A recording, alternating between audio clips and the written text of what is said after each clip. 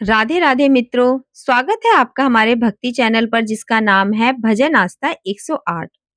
आइए भगवान जगन्नाथपुरी की एक अद्भुत कथा सुनते हैं। आखिर क्यों रो पड़े भगवान जगन्नाथ। बहुत समय पहले की बात है। उड़ीसा राज्य के एक छोटे से गांव में माधव नाम का एक गरीब किसान रहता था। उसके पास ज्यादा जमीन नहीं थी, लेकिन दिल बहुत बड़ा था। वह भगवान जगन्नाथ का अनन्य भक्त था। उसके दिन की शुरुआत भगवान के नाम से होती और अंत भी उन्हीं के भजन से होता। माधव हर साल एक बार पूरी यात्रा पर अवश्य जाता था। कई महीने पैसे बचाकर भगवान जगन्नाथ के दर्शन के लिए निकलता। इस बार भी वह पूरे उत्साह के साथ यात्रा की तैयारी में लगा हुआ था। लेकिन इस बार हालात कुछ अलग थे। गांव में सूखा पड़ा था, फसलें नष्ट हो गई थीं और माधव के पास खाने तक को अन्न नहीं बचा था। गांव वालों ने उसे समझाया, माधव, इस बार मत जाओ। भगवान तो सब जगह है। तुम्हारा हाल देखकर वे खुद समझ जाएंगे। लेकिन माधव का मन नहीं माना। उसने कहा, अगर मैं इस कठिन समय में अपने प्रभु के दर्शन ना करूं तो मेरी भक्ति अधूरी है। कुछ दिन बाद वह यात्रा पर निकल पड़ा। रास्ते में उसे बहुत कष्ट हुए।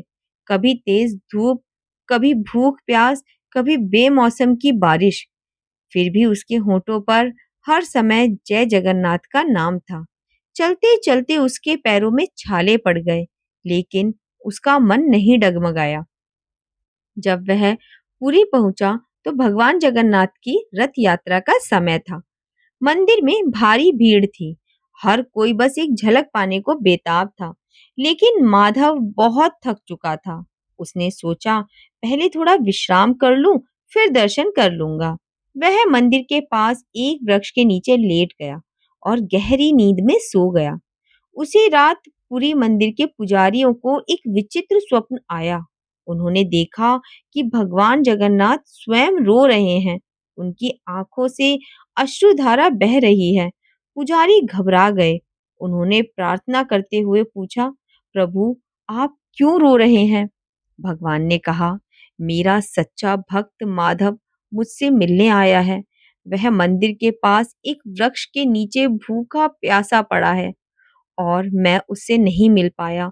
उसकी भक्ति ने मेरे हृदय को छू लिया है। जब तक उसे दर्शन नहीं देता, मेरा हृदय अशांत रहेगा। पुजारी घबरा गए। वे तुरंत बाहर निकले और मंदिर के पास हर पेड़ के नीचे ढूंढना शुरू किया। अंततः उन्हें माधव वृक्ष के नीचे सोता हुआ मिला। उन्होंने उसे उठाया और मंदिर ले गए। जब माधव ने भगवान के दर्शन किए तो उसकी आंखों से आंसू बहने लगे। वह भाव विभोर हो गया। उसने कहा, हे प्रभु, आपने मुझे बुलाया, यही मेरे जीवन का सबसे बड़ा सौभाग्य है। मंदिर में मौजूद सभी भक्त और पुजारी उस दृश्य को देख अवाक रह गए। भगवान की मूर्ति के नेत्रों से जल की कुछ बूंदें बह रही थीं, मानो वे भी अपने भक्त से मिलकर भाव विह्वल हो गए हों। इस घटना के बाद पुरी में यह मान्यता हो गई कि जो भी सच्चे मन से भगवान को याद करता है, वह उनसे दूर नहीं रह सकता। माधव की भक्ति को पुरी के इतिहास में एक अद्वितीय स्थान मिल गया। माधव जब अपने गांव लौटा तो लोगों ने उससे पूछा, क्या तुमने भगवान को देखा? उसने मुस्कुराकर कहा, नहीं, भगवान ने मुझे देखा। उसकी यह बात सुनकर सबकी आंखें नम हो गईं। शिक्षा। सच्ची श्रद्धा, भक्ति और निष्ठा के आगे ईश्वर भी झुक जाते हैं। माधव एक गरीब किसान था, पर उसका प्रेम और विश्वास इतना गहरा था कि स्वयं भगवान को भी भाव विभोर होना पड़ा। इस कथा से यह भी सिद्ध होता है कि ईश्वर केवल मंदिरों में नहीं, बल्कि हर उस हृदय में निवास करते हैं जहां सच्ची आस्था होती है।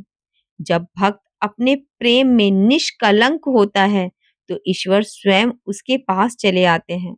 यह कहानी न केवल भक्ति का आदर्श उदाहरण है, बल्कि यह भी सिखाती है कि कठिनाइयों में भी अपने धर्म और विश्वास से विचलित नहीं होना चाहिए। सच्ची भक्ति किसी दिखावे की नहीं, बल्कि अंतरात्मा की होती है। माधव की तरह अगर हम भी सच्चे मन से ईश्वर को पुकारें तो वह अवश्य हमारे जीवन में प्रकट होंगे। अगर आपको यह कथा पसंद आई हो तो प्लीज कहानी को लाइक करें, चैनल को सब्सक्राइब करें और उसके साथ दिए गए बेल आइकन को भी प्रेस करें, जिससे आपको हमारी नई वीडियो के अपडेट्स मिलते रहें। जल्द ही मिलते हैं कुछ अन्य कथाओं के साथ, कुछ अन्य ज्ञान के साथ।